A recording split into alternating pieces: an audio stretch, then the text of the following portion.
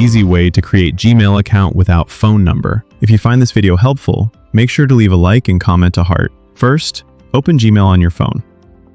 If you don't have any Gmail account yet, you will see the direct sign up option. Go to sign up. If you already have a Gmail account, then you can follow these steps. Go to your profile, select add another account in the bottom.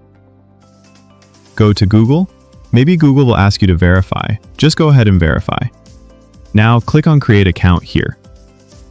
Here you will get two options. Simply choose for my personal use. Enter your first name, then last name. Next. Basic information refers to the section where you enter personal details such as your date, month, year, gender. This information helps Google personalize your experience and secure your account. Then next choose your Gmail address, which one you like. Then next. Create a strong password is the step where you set a secure password to protect your Gmail account. A strong password typically includes a mix of uppercase and lowercase letters, numbers, and special characters to prevent unauthorized access.